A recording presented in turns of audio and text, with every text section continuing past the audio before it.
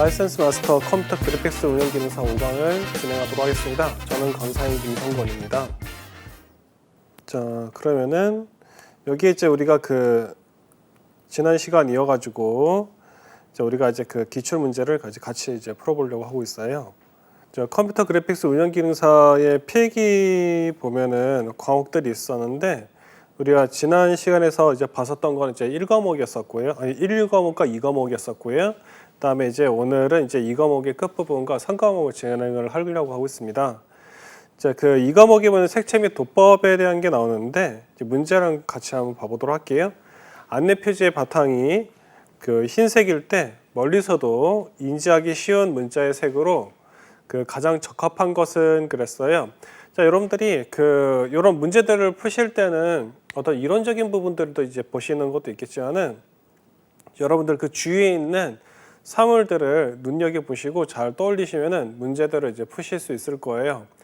여러분들의 주위에 있는 사물들은 사실은 컴퓨터 그래픽 혹은 그래픽 디자인들의 어떤 전문가들이 이제 가장 최적화시켰었던 이제 디자인과 색상이기 때문에요. 여러분들이 이제 보시는 그런 모든 사물들은 대부분 거의 정답에 가깝다 이렇게 보시면 될 것 같아요. 자, 여기서 이제 봐보시면은 여러 색들이 이제 나오기 있긴 한데 이 중에서 이제 초록색이 답안으로 이제 들어간 걸 볼 수가 있죠. 그 이유를 같이 보도록 하겠습니다. 자, 안내 표지 바탕이 흰색일 때 멀리서 보기 쉬운 글자색은 어떤 거냐라는 얘기를 하는데 이제 실제 사회에서 봤을 때 안내 표지판을 딱 떠올려 보시면 되는 거죠. 길에서 보았던 표지가 어떤 색을 사용했는지를 이제 떠올려 보시면은 요건 이제 해결되는 문제라 볼 수 있어요. 그래서 우리가 운전면허 시험이라든지 아니면은 원동기라 부르죠. 오토바이나 그런 시험 문제집을 잘 떠올려 보시면은 여러분들 머리에 남아 있는 색상이 딱 몇 가지가 있으실 거예요. 보면은 빨간색, 그 다음에 초록색 이런 색상들이 있죠, 그렇죠? 그런 색상들이 있는데 이제 신호등에서 또 이제 그걸 쓰고 있고, 그 다음에 어떤 거면은 그 안에 안내 표지판이 있거든요. 표지판을 잘 생각을 해보시면은 녹색으로 바탕으로 있고요. 아니 흰색 바탕이 있고 그 다음에 그 안에 녹색 글씨라든지 아니면은 보면 녹색 바탕에 흰색 글씨가 들어간다든지 이런 식으로 해가지고 색상 조합을 하는 걸 볼 수가 있죠. 자, 그래서 여기서는 초록이 답이 되는 거라 보시면 되겠습니다. 자, 다음 문제를 보시면요. 색채 조화에 대한 연구를 통하여 이론을 제시한 사람이다 그랬습니다. 이렇게 이제 인물을 어떤 이론이나 어떤 철학이 있으면 거기에 관련된 사람을 어떤 사람인지 개발했던 사람이나 연구했던 사람에 대한 어떤 그런 이제 역사적인 부분을 파악하고 있는지를 이제 문제로 이제 내는 경우가 있어요. 근데 여기서 보면은 관련이 없는 사람이라고 했습니다. 색채 조화하고 관련이 없는 사람을 찾아내야 된대요. 근데 여기 보시면은 레오나르도 다빈치, 뉴턴, 그다음에 슈버릴이라는 분이 있는데 여기에 보시면 이미 여러분들이 눈에 익으신 분들일 거예요, 그죠? 그래서 근데 여기에 있는 분들을 보면 물리학을 연구를 했거나 아니면은 미술 쪽에 연구를 하셨던 분들. 여러분들이 아시겠지만 레오나르도 다빈치 같은 경우에는 다양한 발명을 하고 연구를 하셨던 걸 아마 아실 거예요. 그래서 코덱스라는 자료집이 있는데 거기에는 비행기 날아간다라든지 혹은 잠수함이 이런 거에 대한 자료들도 있죠. 그만큼 다양한 걸 연구했었는데 여기에는 1번부터 3번에 있는 분들은 전부 다 그와 관련이 돼 있긴 한데 4번에 보면 맥스웰이라는 분 같은 경우는 전기에 대한 연구를 하셨던 분이세요.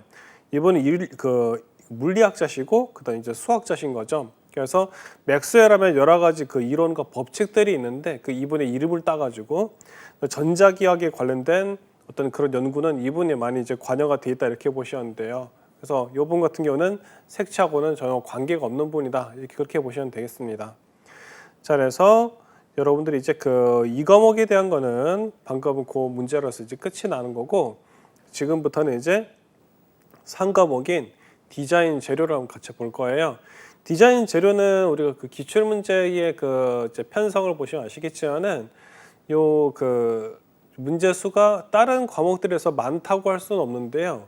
여기에 대한 이제 기출 스타일이나 어떤 그다음에 요 과목에 대한 특성을 이해를 못하면은 문제들을 한꺼번에 다 실점을 하기 좋은 그런 특성을 가지고 있는 과목이라고 보시면 돼요. 그리고 또 여기 있는 지식들을 잘 기억을 해 놓으시고 하시면은 나중에 이제 그 어떤 그 디자인 관련된 거라든지 그 다음에 어떤 미술 작업이나 혹은 이제 여러 그 프로젝트를 할 때 도움이 될 수 있는 부분들도 있거든요. 그렇기 때문에 그 상과목에 대한 것들도 여러분들이 좀 관심을 기울이시고 준비를 하시는 게 좋겠다라고 말씀을 드리고 싶어요. 자, 다음 중 유화의 성질과 비슷하여 합성 수지로 만들어 접착성과 내수성이 강한 디자인 표현 재료는 그랬어요. 이런 재료들 관련된 문제가 나오는데 유화의 성질과 비슷하여라는 얘기는 유화는 아니라는 얘기죠, 그죠? 근데 이제 합성 수지를 만들어서 접착성과 내수성이 강한 다 얘기했었는데 이 경우는 이제 그 아크릴 컬러가 여기에 해당이 된다 보시면 돼요. 그래서 우리가 보통 이제 아트라고 그러죠. 시각예술 분야에서 유화만큼 많이 쓰이는 물감이 있다면은 아크릴일 것이다라는 얘기를 했었어요. 근데 그 여러분들이 이제 그 갤러리나 혹은 미술 전시관이나 혹은 뭐 미술관이나 이런 곳을 가 보시면은 그 유화 작품을 많이 보실 거예요. 실제로 캔버스에 유화가 이렇게 해가지고 두텁게 이제 그런 게 있는데 여기서 얘기하고 있는 아크릴 같은 경우에는 굉장히 좀 뭐랄까 그 유화처럼 그 질감이나 어떤 그런 그 느낌을 부피감을 주지는 않아요. 그런데 마치 느낌이 어떤 느낌이면은 그 수채화 물감 같은데 이게 불투명한 이런 느낌 주는 것이 아크릴 아닌가라 할 정도로 두터운 느낌 전혀 없다 이렇게 보시면 돼요. 근데 이게 색이 불투명하면서도 그 다음에 이게 보면은 잘 그 섞이기도 하고 그 다음에 그 한번 이제 그 어떤 그 우리가 이제 그 지금 이제 그 색을 딱 칠해 보면은 알겠지만은 그 수채화 물감처럼 그냥 맑고 밝게 이런 느낌으로 나지는 않거든요. 그래서 이 경우는 이제 그 디자인적인 부분에서 이제 많이 사용이 된다고 보시면 돼요. 그래서 이 아크릴 같은 경우에는 그 이제 그 의외로 유화가 많이 사용이 그 이제 시각예술 쪽 많이 사용하긴 하지만은 아크릴 비중도 그 적지 않을 만큼 있다라고 할 만큼 많이 사용이 된다고 보시면 되겠고요. 그리고 실제 제가 현장을 가보면은 디자이너 출신이었었는데 이제 연세가 어느 정도 드시고 본인이 이제 작업을 하시고 싶다 하시는 분들은 화가 활동을 겸하시는 분들도 있어요. 근데 그분들이 정말 많이 쓰는 재료가 보면은 아크릴 컬러예요. 유화보다는. 그래서 이유가 왜 그럴까 생각했더니 디자인 작업하실 때 아크릴을 많이 쓰셨다는 얘기를 하시더라고요. 그래서 재료에 좀 익숙함이 있으시니까 그걸 사용한다는 얘기를 하시는데 그만큼 이제 사용이 많은 게 아크릴이다 이렇게 보시면 되겠습니다. 자, 매직 마커의 장점으로 볼 수 없는 것은 이렇게 돼 있어요. 매직 마커. 자, 매직 마커라니까 우리 여러분들이 생각하시는 이제 유성 매직 있죠? 한번 쭉 그어버리면은 잘 안 지워지고 특유의 냄새가 나고 하는 그걸 생각하실 수 있는데 여기서는 매직 마커는 여러분들이 우리 그 학원이나 혹은 그 학교 같은 데서 학교에서는 쓰실 일이 그렇게 많지 않고 아마 학원 쪽에서 많이 쓰는 것 같아요. 흰색 그 보드에 이렇게 이제 마커를 가지고 이제 우리가 이제 그 보면은 판서라 하죠. 판서를 가지고 쭉 설명할 때 쓰시는 그런 것들이 이제 매직 마커라고 보시면 돼요. 그렇게 되는데 이 같은 경우에 장점으로 볼 수 없는 것은 그렇습니다. 그냥 단점 얘기겠죠. 자, 그래서 이거 같은 경우에는 보면은 그 이제 1번에 보면 색상이 다양하고 풍부하다 그랬습니다. 색상이 그래도 좀 다양한 편이죠. 우리가 대표적으로 많이 쓰는 매직 마커의 컬러는 뭐 이제 파란색, 빨간색, 검정색 많이 쓰긴 하는데 그 외에도 아마 있는 걸로 알고 있어요. 뭐 색상이 선명하고 아름답다 그랬습니다.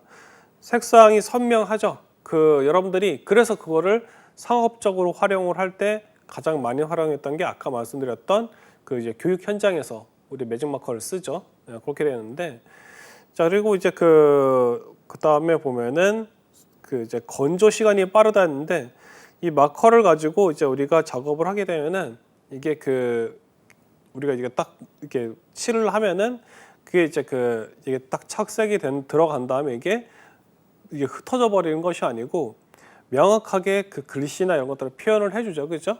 그렇게 가지고 우리가 얘를 이제 디자인 작업을 하거나 교육용으로 쓰게 되는데, 근데 그 3번에 보면은 수채화의 붓자국 표현에 효과적이다 그랬는데, 이 수채화 같은 경우에는 마커처럼 이제 명확한 선이 나온 게 아니고 굉장히 블러하면서도 맑은 느낌을 주죠. 그런 특징이 있는 게 수채화인데 거기에 비해서 매직 마커 같은 경우는 굉장히 선이 명확하죠, 그죠? 예, 그래가지고 3번하고는 관련이 없다 이렇게 보시면 되겠죠. 그래서 이 밑에 보이는 해설을 제가 정리를 했었는데 보면은 여기에서 이제 매직 마커에 대한 것들은 교육하고 디자인에서 많이 쓴다 얘기는 했었죠, 그죠? 그런데 이제 그만큼 이제 이것이 표현력이 표현하는 그 스타일이 너무나 명확하기 때문에 이런 것에 사용이 된다 이렇게 보시면 될 것 같아요. 자, 그리고 플라스틱이라는 재료로 이제 어떤 얘기를 하는지 또 이제 문제를 보도록 하겠습니다. 플라스틱에 관한 일반적인 설명 중 옳은 것은 그랬어요. 플라스틱 여러분들이 아시는 그 플라스틱이 맞아요. 네, 단 이제 지금 여러분들 앞에 보이시는 이 노트북이나 이 단상이 있죠. 이것도 역시 플라스틱으로 만들어져 있죠. 우리 주변에는 플라스틱이 많이 우리가 사용이 되고 있는데 그것에 대한 얘기를 보시면 돼요. 가공이 용이하고 다양한 재질감을 낼 수 있다 그랬습니다. 자, 플라스틱 같은 경우에는 우리가 다양한 형태를 잡아줄 수 있죠, 그렇죠? 그렇기 때문에 우리가 제품에도 다양하게 쓰고 있는 것이고요. 그래서 밑에 이제 해설을 봐보시면은 플라스틱은 외부의 물리적, 화학적 자극에 취약한 면을 가지고 있다라는 거죠. 그래서 힘을 가하거나 뭐 이제 뜨거운 열을 낸다든지 그러면 녹아내리거나 이제 변형이 일어나기는 해요. 플라스틱이 그렇긴 한데 가공이 용이해가지고 물병부터 가구까지 다양한 형태로 가공이 가능하다는 특징이 있다는 거죠. 자, 여러분들이 잘 떠올려 보세요. 플라스틱에 대해서 보시면은 이제 뭐 의자로도 쓰고, 그죠? 의자에서도 쓰고, 그 다음에 뭐 보면은 요즘에 1인 가구들이 이제 많이 늘어나고 있다고 그러는데 1인 가구에 제 주위에도 1인 가구들 많은데요. 그분들 보면은 장롱 같은 경우에도 플라스틱으로 한 경우 있고요. 웬만한 것들 거의 다 플라스틱으로 형태를 잡아서 쓰고 있죠, 그죠? 예, 그런 걸 생각해 보시면은 충분히 우리가 이제 요거는 종류가 많구나라고 짐작할 수 있겠다라고 보여요. 자, 그리고 또 같이 보겠습니다. 보시면은 불투명도가 높고 그 다음에 지질이 균일하여 성서나 사전에 본문 인쇄에 많이 사용되는 종이는 그랬어요. 종이. 여러분들이 잘 떠올려 보세요. 종교 활동 하시는 분들은 아마 아실 거고 어떤 거냐면은 이제 성경 혹은 이제 불교 같은 경우는 불경 이렇게 되겠죠. 그리고 그 다음에 종교 활동 안 하신 분들 경우에는 이제 무슨 사전 아시죠? 사전? 영어 사전, 뭐 일어 중국어 사전을 보시면은 내지에 보면은 얇은 흰색 종이 있죠, 그죠? 흰색 종이 얇은 종이를 봐보면은 되게 부드러워요. 부드럽고 그 다음에 이제 물 같은 거 묻으면은 금방 막 번지는 그런 느낌이죠. 그래서 이제 요런 종이 같은 경우에는 이제 어떤 종류야 이런 얘기를 하는데 여기서 이제 인디아지라고 부르는 거예요. 3번에 있는 인디아지. 그래서 이 인디아지는 인디아 페이퍼라고 하는 요것은 성경이나 불교 경전, 사전 같이 페이지 수가 많이 들어가는 거. 얘가 얇잖아요, 그죠? 얇아가지고 있는데 또 의외로 얘가 그게 시계 막 찢어지고 억지로 찢어지면 그냥 뭐 쭉 나가긴 하는데 그런 것이 아니라면 얘가 잘 붙어 있어요. 그리고 오래 보관도 돼요. 생각보단 탈색도 그렇게 많이 막 들어가는 것도 아니고 그래가지고 이런 책자에 오랫동안 보관하고 페이지 수가 많이 들어가는 이런 책자에 많이 쓰이고요. 사전도 그렇고요. 그래서 이 얇으면서도 불투명도가 높아서 페이지 간 텍스트가 투영되지 않아서 많이 사용된다 했었는데 여러분들이 사전 같은 걸 잘 떠올려 보세요. 요즘에는 뭐 전자사전이나 스마트폰으로 뭐 단어 많이 찾긴 하는데 그래도 종이 사전책도 이제 우리가 공부할 때 사죠. 구입을 하는데 잘 보시면은 되게 얇고 하얗고 그러는데 또 이제 자세히 보려고 그러면 또 뒷면이 투영이 살짝씩 되긴 해요. 그런데 페이지를 딱 우리가 한번 이게 펴가지고 봐보면은 뒷면이 투영이 돼서 우리가 단어를 못 볼 정도는 아니죠, 그죠? 이게 이제 인디아지의 특징이라고 보시면 돼요. 그래서 이제 그런 부분들이 있죠. 예전에 이제 어르신들 봐보면은 이런 인디아지 뭐 이제 사전 단어를 뜯었다는 거 아니고 맨 뒷페이지나 이런 데 보면 비어있는 페이지 있잖아요, 그죠? 비어있는 페이지 가지고 뜯어가지고 담배를 피우셨다는 얘기가 있을 정도로 이 종이가 고급 종이에 해당이 된다는 거죠. 우리가 보통 담배에 들어가는 종이가 그게 되게 막 싼 종이를 쓰진 않거든요. 그래가지고 이제 과거 옛날에 상당히 오래전에 썼던 분들 같은 경우에는 그런 경우도 있었었다라고 막 얘기를 하시는 거예요. 그래가지고 그게 가능하구나라는 걸 이제 알았었죠. 그만큼 이제 되게 고급 종이 이제 해당이 되는 인디아지에 대한 걸 같이 문제로 봤습니다. 자, 그래서 이제 보면은 그 다음 문제 보기의 설명에 해당하는 종이는 그랬어요. 자, 여기서 보시면은 화학 펄프를 점상으로 두드려 분해하여 만든다. 그리고 강한 광택과 표면이 매끈함. 그리고 질기며 지질이 균일하며 파라핀 가공을 한다 그랬고, 식품, 담배, 약품 등의 포장에 사용 그랬어요. 담배. 아까 제가 이제 인디아지 얘기하다가 얘기 나왔었는데 자 이제 고급 종이랬었죠, 그죠? 근데 그래서 이 식품, 담배, 약품의 포장에 사용이 된다 그랬어요. 그래서 여러분들이 이런 게 있습니다. 아까도 말씀드렸지만 우리가 생활을 할 때 사용됐던 대부분의 제품들하고 디자인들은 업계에서 가장 실력이 있으시고 권위 있으시고 그다음에 검증된 그런 분들이 이제 모여가지고 작업을 해가지고 나온 제품들이었었죠, 그렇죠?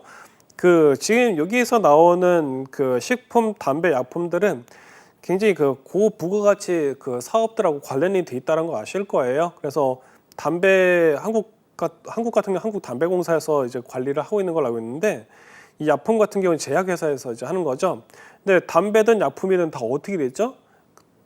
내복이라 부르죠. 그러니까 이게 약은 우리가 먹는 거죠, 그죠? 그리고 담배는 어쨌든 입술이라고 하는 피부에 닿는 부분이죠, 그죠?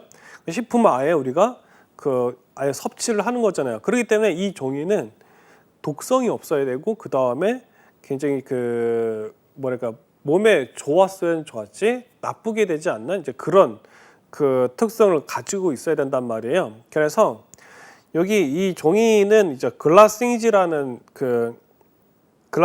걸 쓰는데, 여기서 이제 이게 요거 같은 경우는 종이의 명칭이라고 보시면 돼요. 그래서 여러분들이 이 문제를 볼 때 이거를 글라싱지라고 부르는구나 라고 이제 기억을 해 두시면 되는 거죠. 자, 여기서 이제 봐보시면 이런 게 있습니다. 라이스지나 콘덴서지, 인디아지 해가지고 문제를 이게 나왔을 때 봐보면은 비슷한 성격인 듯 하면서 살짝 몇 가지 아주 강한 특징들 때문에 나눠지는 경우가 있어요. 그래서 이런 것들을 좀 주의하셔야 돼요. 그래서 보시면은 라이스지 같은 경우에는 얇고 질이 좋은 종이며 담배를 마는 데 사용되기도 한다 그랬습니다. 그러면은 이 답은 라이스지가 아닐까라고 생각될 수 있는데, 이 역할을 하긴 하지만은 약품들이나 식품들 그리고 위에 있는 특성들 때문에 라이스지가 답안으로 채택이 안 됐다는 거죠. 콘덴서라는 걸 이미 전기전자 쪽 관계된 분들은 아시겠지만은 이게 장비들하고 관련해 있는 종이라 보시면 돼요. 그래서 이 콘덴서지는 전기 절연체로 사용된다는 거죠. 그래서 일부러 이제 종이의 이름 자체도 콘덴서라는 것을 붙여넣었습니다. 자, 그렇게 돼 있고요. 그 다음에 다음 중 열 전도율이 가장 높은 재료는 그랬어요. 자, 열 전도율이라고 했어요. 재료에 대한 건 얘기입니다. 그래서 이거 같은 경우에는 보시면은 구리라고 돼 있죠, 그죠? 구리. 자, 그래서 이제 구리는 부드러운 금속으로 열 전도성과 전기 전도성이 매우 높다. 그래서 공기에 접촉하기 전 구리 표면은 분홍빛을 띠는 주황빛을 내는데, 전기가 잘 전달되어서 전기기구나 건축자재로 사용이 되고 있다라고 했습니다. 그래서 제가 봐보면은 이제 여러 가지 IT 기술 중에서 IoT라는 부분 영역이 있거든요. 4차 산업 기술 중에 뭐 빅데이터도 있고 인공지능도 있고 그러는데 보안도 있고 그러는데 그 중에 IoT라는 부분이 있는데요. IoT가 은근히 보면은 전기 전자 쪽 장비들하고 계속 연결이 많이 돼요. 그리고 그러면은 여러분들이 아시는 전동 킥보드 이런 것도 IoT고, 그리고 여러분들이 TV나 냉장고 이런 것도 앱 가지고 컨트롤이 되는 경우는 사실 IoT 장비로 봐야 되거든요. 근데 그것만이 아니고 벽면에도 보면은 그런 인터넷을 여러분들이 통해서 집을 컨트롤할 수 있는 어떤 기술들을 적용할 수 있단 말이에요. 우선 건축 부분 집 구조에는 어떤 영향을 주고 변화를 줄 수 있기 때문에 IoT 기술이 적용이 되는데, 그때 봐보면은 어떤 전선이나 어떤 장비들에 꼭 보면은 구리에 관련된 게 꼭 들어가요. 그래서 당신 이게 왜 그런가 했었는데 나중에 봤더니 이게 열 전도율이 높아가지고 요 구리를 어떤 그 건축 자재나 혹은 이제 어떤 장비들을 만들 때 구리를 꼭 포함을 시키는 이제 그런 경우를 봤었죠. 자, 그렇게 이제 보시면 되고요. 자, 그 다음에 이제 지금 여러분들이 보시면 아시겠지만은 순수하게 디자인하기 위한 어떤 그 재료들, 그죠? 재료들이나 어떤 그 필기구들, 그리고 뭐 예를 들어서 뭐 아까 구리처럼 그 건축 자재나 이런 것들이 조합적으로 지금 이 문제에 좀 들어가는 걸 볼 수가 있죠, 그죠? 이게 지금 상과목의 특징이라고 보시면 돼요. 자, 다음 문제 또 보겠습니다. 다음 중 색상의 수가 많고 색채가 선명하며 건조가 빠르고 사용이 간편하여 렌더링 등 디자인 작업에 많이 사용되는 재료는 그랬어요. 자, 이게 이제 바로 이제 우리가 아까 말했던 매직에 해당이 되는 거예요. 우리가 보통 관용적으로 이제 매직이라고 부르죠, 그렇죠? 이게 3번에는 유성 마커가 여기에 해당이 된다 보시면 돼요. 마카 혹은 매직이라 부르는 재료를 말하는데 일반적으로 매직이나 매직핀이라고 해서 불투명하고 지우는 게 쉽지 않다는 거죠. 그리고 이거 속건성이에요. 그래가지고 빨리 말라버린다는 거죠. 그래서 포스터 칼라, 유화 물감 등은 수성으로 매직에 비해서 착색이 강하지 않은데 매직은 한번 쭉 그으면은 이게 잘 안 지워지고, 여러분들이 아마 초중 고등학교 때 어떤 이제 여러 이제 디자인 작업이나 이런 거 할 때 보면은 매직을 쓸 때가 있단 말이에요, 그죠? 예.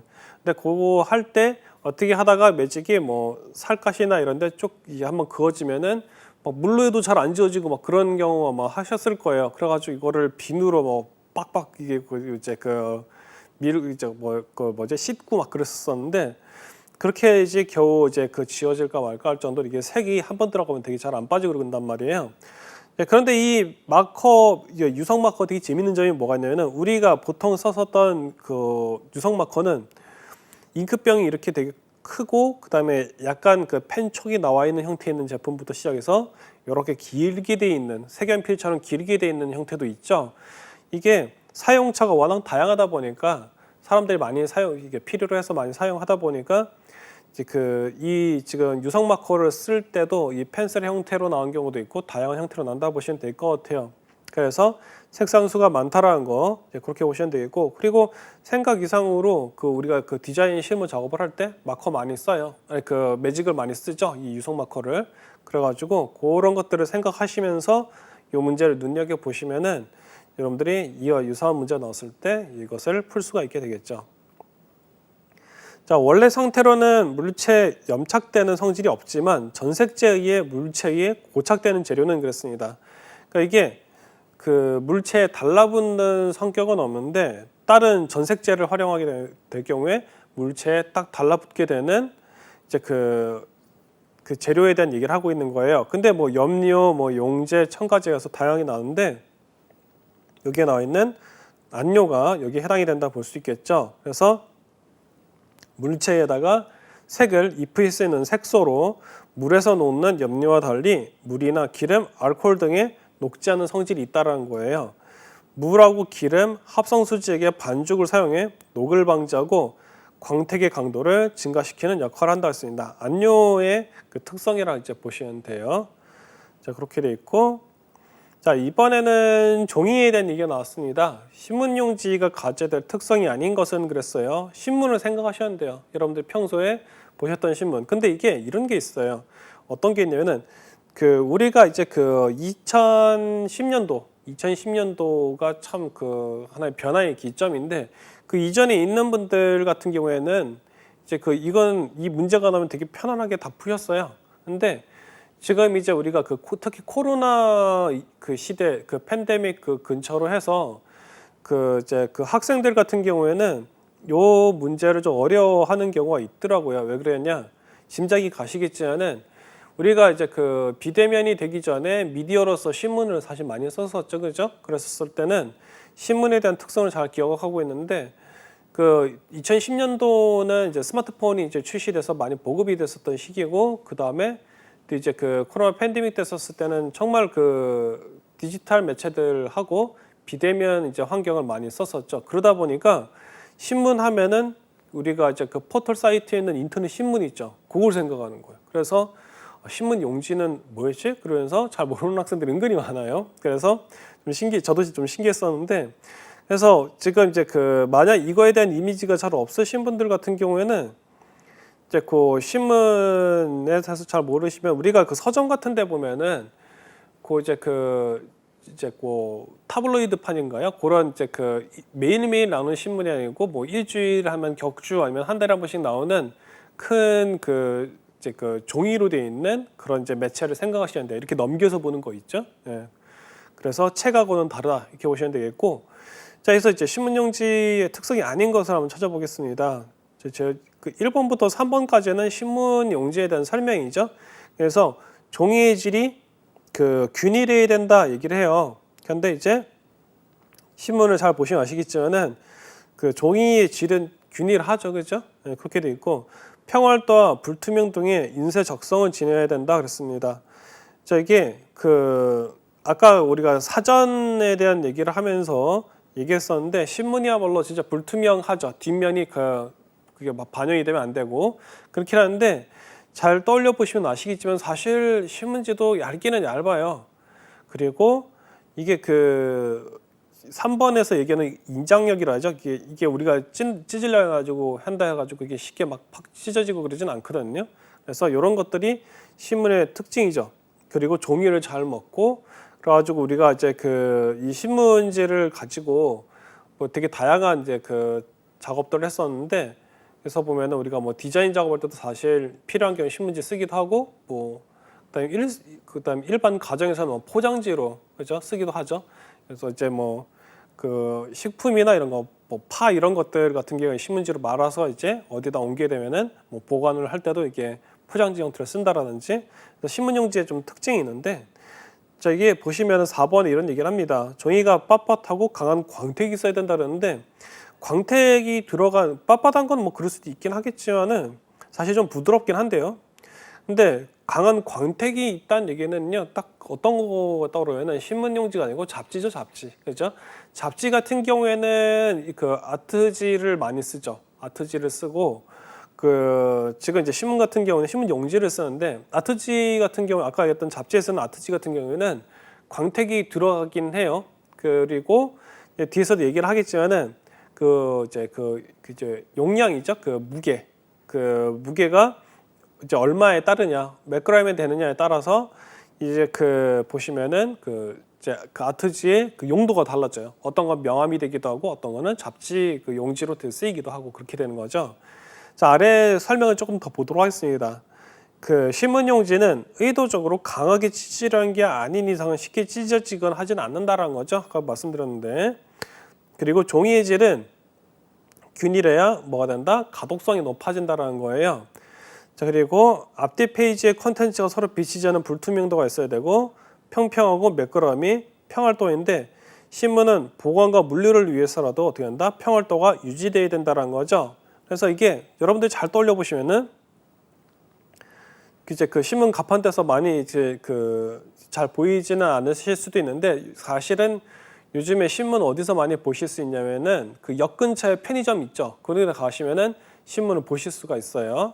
그런데 그 신문을 여러분들 그 편의점에 아침에든지 저녁이든지 한 가보시면은 이렇게 신문이 묶음으로 이렇게 놓여 있는 경우가 있거든요. 편의점에.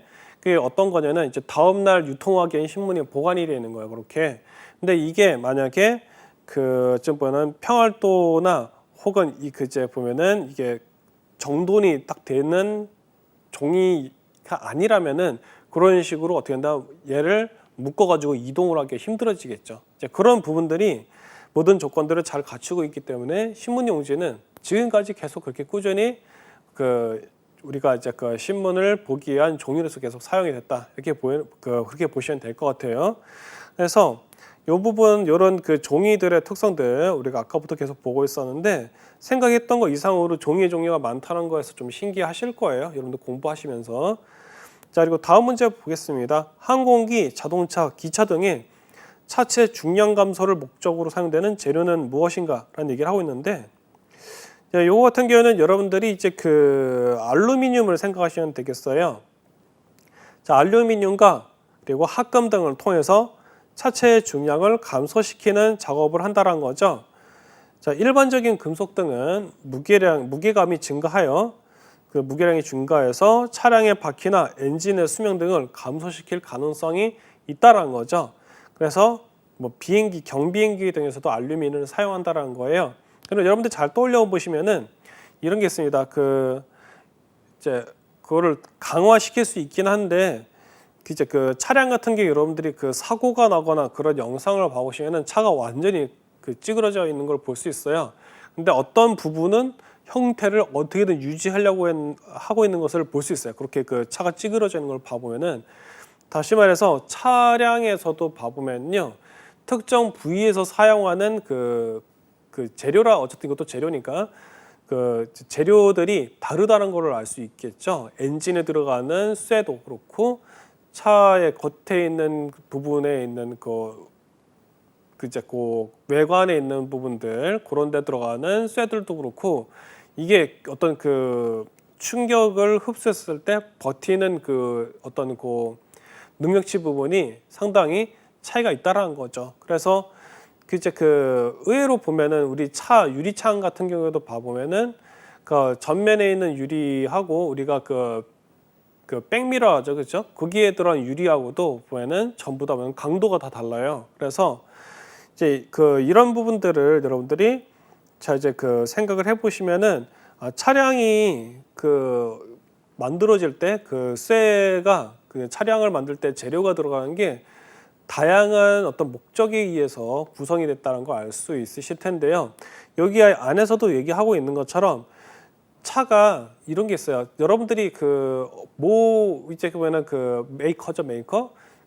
차량 제조사인데, 이제 업체라고, 어쨌든 A사든 B사든 우리나라에 우리나라 뭐 자동차 만드는 회사야 어느 정도 좀 정해져 있으니까 그러는데, 한국을 포함해서 어떤 해외 차량도 그렇고요.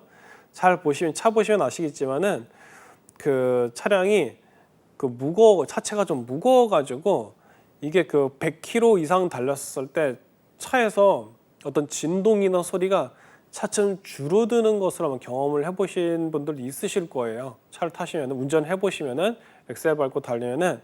근데 그게 특정 업체에서 나온 거는 100km, 그게 이제 제한 구간을 넘어가면은 120, 130 막 이렇게 쭉쭉 밟아 나가면은 차가 이제 무게감이 있어가지고 이게 딱 마치 물속으로 다니는 것처럼 안정되게 가지고 그 공간을 쭉 밀고 나간다는 느낌을 주는 차량이 있는가 하면은 한 70km, 80km, 90km, 한 90km, 90km 정도만 돼도 차체가 막 흔들리고, 그죠? 뭐 그런 것들을 경험을 아마 하시는 분들도 있으실 거예요. 그건 이제 해당되는 차량, 이제 제조사가 차량에 대해서 넣었었던 쇠 어떤 그런 재료들 있죠. 쇠의 스타일, 어떤 형태를, 무게를 얼마나 주는지에 따라서 달라진다, 이렇게 보시면 되겠죠. 그래서 소형차하고 중형차하고도 차이가 있고요. 그래서 이제 그런데 이런 게 있습니다. 공통적인 거는 차량이 무거워지면 그만큼 기름을 많이 또 쓰게 되겠죠. 그래서 되도록이면 차량에 대한 중량이 늘어나지 않도록 하기 위해서 우리 이제 특정 장비에 대해서는 알루미늄 같은 것을 이제 적용을 하게 되는 거죠. 그런 걸 여러분들이 이제 생각해 보시면 되겠고, 신기하게도 기차나 비행기에서도 이걸 많이 씁니다. 그래서 우리가 이제 이렇게 이제 차량이나 기차 같이 안전을 생각해야 되는 장비들이 의외로 막 되게 이제 찌그러져 있고 이런 것들을 많이 보게 되는데, 그거는 일부러 이제 그렇게 망가지도록 만든 게 아니고 중량을 줄이기 하기 위해서 하다 보니까 그러한 형태가 이제 잡히게 됐다, 이렇게 보시면 될 것 같아요. 자, 그 다음에 이번에 여러분들이 지금 보시게 되는 것은 이제 필름에 대한 얘기예요. 필름이 피사체의 맑고 어두움을 나타내는 데 있어서 어느 정도 검고 희게 또는 진하고 연하게 나타내느냐 하는 정도의 차를 무엇이라고 하는가 그랬습니다. 이건 이제 필름에 대한 어떤 기준점을 정하는 거거든요. 자, 이거 같은 경우에 보면은 1번 이제 콘트라스트에 대한 얘기를 하고 있어요. 대비라고도 하는데, 콘트라스트는 물체를 다른 물체 혹은 배경과 구별할 수 있게 만들어주는 시각적인 특성의 차이를 말한다는 거죠. 실생활의 시각에서 대비는 같은 시야 속에서 한 물체와 다른 물체 색과 밝기의 차이로 결정한다, 이렇게 되어 있습니다. 자, 우리가 지금 여러분들이 프로그램을 이제 포토샵이나 일러스트레이터를 가지고 그 인디자인에서 포토샵하고 일러스트레이터에서 만든 그 결과물을 가지고 모아서 인디자인이나 쿼에서 편집을 한다 얘기했어요. 그런데 일러스트레이터 같은 경우는 이제 로고나 이런 그런 디자인을 할 때 이제 우리가 이제 사용하게 되고, 포토샵 같은 경우에는 이미지에 대한 어떤 내용에 대한, 그러니까 이미지에 대한 농도나 어떤 명도나 채도 이런 것들을 바꾸고 그다음에 이미지를 혼합을 하기도 하고 해서 이미지 편집을 하는데 이제 포토샵을 사용을 하죠. 근데 그 안에 봐보면은 어떤 속성이 있냐면은 콘트라스트를 변화를 주는 게 있거든요. 근데 그 콘트라스트를 변화를 주게 됐을 때 봐보면은 이제 아마 프로그램을 설치를 해보신 분들은 이제 이미지 편집을 처음 공부를 하실 때 보통 그렇게 이제 하는 경우가 있는데, 여러 가지 공부를 하다가 심심하게 되는 순간이 오거든요. 쉬는 시간 됐을 때, 공부하다가 쉬는 시간 됐을 때 그렇게 되는데, 그때 어떻게 하냐면은 다양한 기능을 눌러보는데 이때 어떤 거면 콘트라스트를 조절하는 게 있거든요. 근데 콘트라스트를 조절을 해가지고 좀 약하게 하거나 강하게 하거나 이렇게 한단 말이에요. 근데 콘트라스트 조절하면 잘 보면은 대비를 하는데, 근데 이제 이거에 대한 어떤 수치값을 높여버리면요, 만약에 사람이 이렇게 있거나 아니면 물체가 있고 사람이 있거나 이렇게 되잖아요. 그러면은 이게 사람과 물체가 명확하게 구분이 되게 강하게 들어가는 시각적 효과가 이제 드러나요. 이제 왜 그러냐 하면은 여기서도 얘기를 하고 있는 것처럼 이제 어떤 특정 물체와 어떤 다른 물체 사이에서 색하고 밝기를 차이를 줘버린 게 콘트라스트의 특성이기 때문에 그렇다라는 거죠. 그런 부분들을 이제 생각을 해가지고 여기에 대해서 이제 우리가 이제 이미지에 대한 편집을 이제 하면 되는데, 근데 여기에 대해서 사실은 여러분들 실기를 준비하실 때는 딱히 신경 쓰실 필요는 없어요. 왜 그러냐면은 어떤 콘트라스트든 아니면은 명도든 간에 이런 어떤 속성 값을 조절해야 된다라고 한다 그러면 시험 문제에 사실 제시가 다 돼 있거든요. 그 외의 것들을 딱히 손을 댈 필요가 없어요. 이거는 약간 이런 형태의 색채가 나와도 괜찮을 건가? 아니면은 이런 형태로 콘트라스트 수치를 이제 줘도 괜찮은 건가? 그거에 대해서 아예 생각하실 필요 없어요. 요래는 아까 방금도 얘기했지만은 그 문제에서 기준점을 정하기 때문이라는 거죠. 곧 어떤 형태로 눈에 보이든지 간에 그건 여러분들이 더 이상 손을 댈 어떤 그런 영역도 아니고 아예 그렇게 출제된 거니까 마음 편안하게 놓으시고 그 수치값 그대로 적용하셔가지고 작업을 진행하시면 돼요. 자, 그래서 이제 그 다음 문제를 또 한번 보겠습니다. 자, 종이의 내수성을 가지게 하고 잉크 번짐을 막기 위해 종이의 표면 또는 섬유에 이교 물질을 피복시키는 공정은 그랬어요. 자, 이것을 이제 우리는 사이징이라 한다 얘기를 하고 있죠. 자, 보호 필러 또는 유형 역할을 하기 위해 다른 재료, 특히 이제 종이 및 직물에 적용하거나 통합되는 물질이다 그랬어요. 자, 사이징은 재질 및 직물 제조에서 해당 재료의 흡수 및 마모 특성을 변경하는 데 사용된다. 사진에서 인쇄물의 선명도를 높이거나 종이의 물감이 번지지 않도록 이제 한다라는 거죠. 그래서 이제 봐보면은 이런 형태로 해가지고 이제 사진이나 혹은 이제 작품이나 이런 것들을 이제 일부러 이제 지금 보면은 어떤 액체 형태의 어떤 그런 이제 물질들을 이렇게 도포를 시키거나 이렇게 이제 여기서는 피복이라고 얘기하는데 도포를 시키거나 이렇게 발라줘 가지고 이제 우리가 이제 원하는 화학적 결과를 이제 얻기 위해서 이렇게 이제 작업을 한 경우가 있죠. 이게 여기서 이제 물질이 이제 공정이 이제 사이징이라는 거죠. 그래서 이제 이런 경우들 같은 경우에는 이제 봐보면은 그래요. 이제 하나 예로 보면은 마치 도자기에다가 유약을 발라가지고 이게 광택이 살아나게 하는 것처럼 이제 사진도 그렇고요. 그 다음에 작품들 중에 봐보면은 이제 표면이 이제 광택이 나는 목적이 있지만은 표면에 대한 색채가 날아가지 않도록 보호해 주는 것도 있거든요. 여러분들이 잘 떠올려 보시면 이런 것들도 있어요. 이렇게 이제 도포를 시키거나 이제 피복을 시키는 이런 작업을 하는 경우가 사실은 여러분들이 은근히 많이 보실 수가 있는데, 그 이제 카페나 이런 데 가보시면은, 카페 같은 데나 혹은 그 이제 사진 스튜디오 이런 데도 봐보면은 바닥이 그냥 이렇게 우리가 발로 이렇게 그 신발로 이렇게 밟으면은 발자국이 남는 형태의 일반적인 이런 바닥이 아니고, 이제 그 분명히 이제 광택이 나면서 발로 밟아도 그렇게 그냥 흙먼지만, 그 우리가 만약에 이제 신발에 먼지가 있다면은 먼지만 약간 좀 그 찍히는, 그런데 이제 그 쓸고 이렇게 닦으면은 그 이제 그 금방 그런 또 흔적도 사라지게 되는 그런 것들도 봐보면은, 이제 그 우리가 이제 그 표면에다가 이제 도포를 시키고, 그다음에 이제 위에다 이제 피복을 시켜가지고 이제 그런 부분들을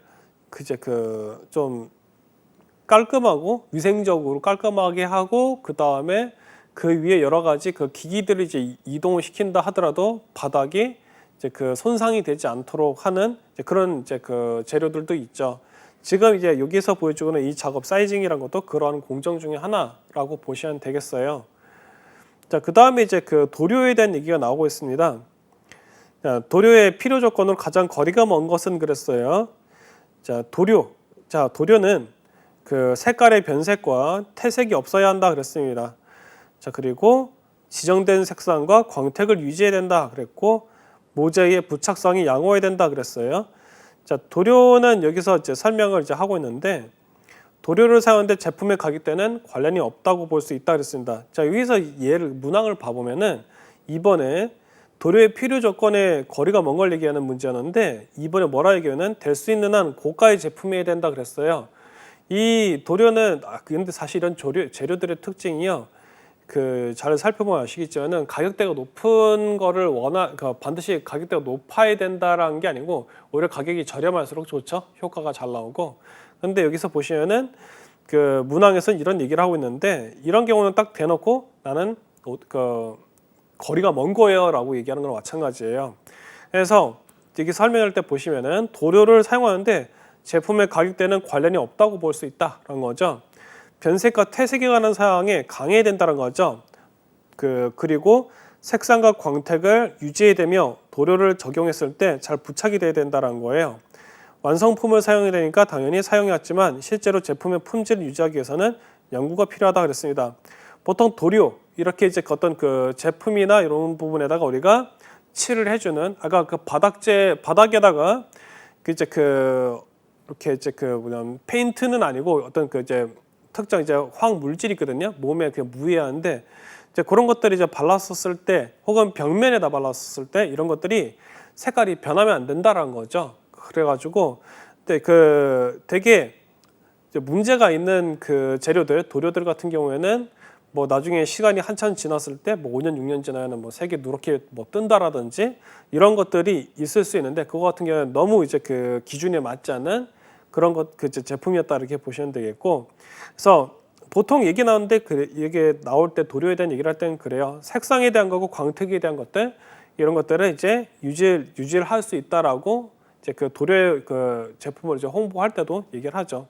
이제 그런 부분들 보시면 되겠고, 그리고 이제 우리가 이제 뒤에서도 이게 나오긴 하겠지만은 그 페인트 같은 경우에도 봐보면요, 이제 우리가 이제 칠을 이제 수성 같은 경우에는 물하고 하고, 기름 같은 이제 유성 같은 경우는 기름을 이제 사용하겠죠.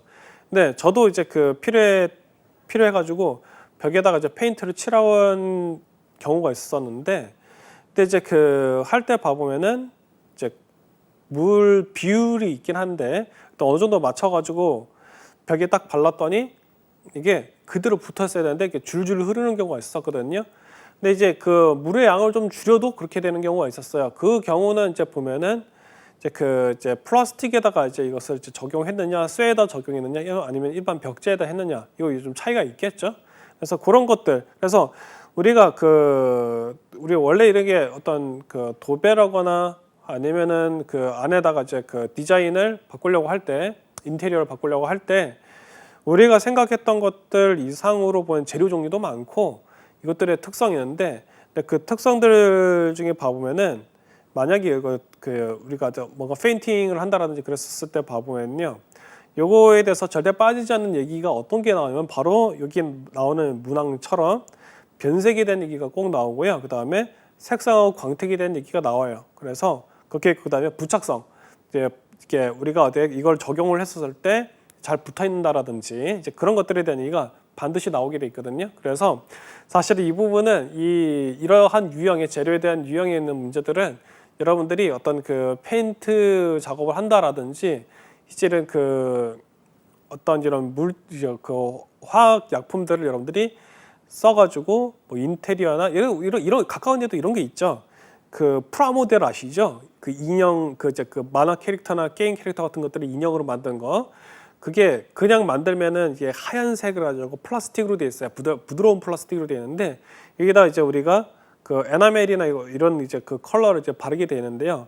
그게 보면은 기본적으로 나온 게 뭐예요? 변색 안 하고 광택이 있고 그다음에 색상 표현력이 있고 그다음에 이게 한번 이렇게 바르려고 할 때 잘 발라진다라는 게 그런 얘기가 이제 물감 있죠? 그 에나멜 물감이나 이런 것들을 보면은 그 제품에 그게 꼭 써 있어요. 우리 제품 좋다 그러면서 이 얘기가 꼭 들어가거든요. 그래서 여러분들이 그런 것들을 한번 작업을 한번 해보시고 완구나 이런 것들 가지고 이제 그런 제품들 한번 적용을 해보시면은 이런 문제들은 그냥 바로 푸실 수 있으실 거예요. 이게 너무 문제 쉽다 이렇게 얘기할 수도 있는데, 자 그리고 에어브레시에 관한 거 설명 또 드리도록 할게요. 에어브레시는 여러분들이 생각하시는 그것이 맞아요. 가끔씩 자료에 보면은 이렇게 분무하는 식으로 가지고 물감을 막 뿌리는 것들 아마 보셨을 거예요, 그죠? 예. 근데 이 에어브레시의 설명은 틀린 것은이라고 얘기를 했어요. 1번 거칠고 대담한 표현에 가장 적합하다. 2번 공기의 압력을 이용해서 잉크나 물감을 내뿜어 그려진다 그랬어요. 자 이제 에어브레시는요 공기 압력을 이용해서 잉크를 뿌려요, 물감 등을.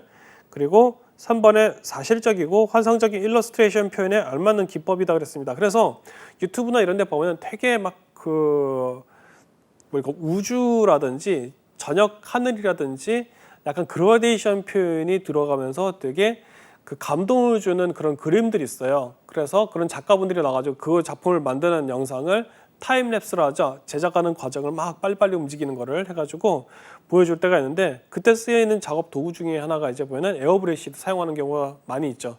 그래서 그 다음에 4번에 보시면은 가장 중요한 것은 컴프레서와 스프레이건의 취급법이다 그랬는데, 이게 아까도 얘기했지만 이게 공기를 가지고 이게 뿌리기를 있거든요. 축축축 뿌려가지고 이제 잉크를 이제 지금 뭐 캔버스든 뭐 종이든 이게 뿌리게 돼 있는데, 이게 제가 추가로 설명을 드렸던 게 보시면은 이제는 에어브레시는 부드럽게 뿌려지는 형태이기 때문에 그라데이션이나 일반적인 붓으로 표현하기 어려운 형태를 만들어낼 수 있다는 거죠. 그러니까 이게 그림을 그리는 하나의 도구라 보시면 돼요.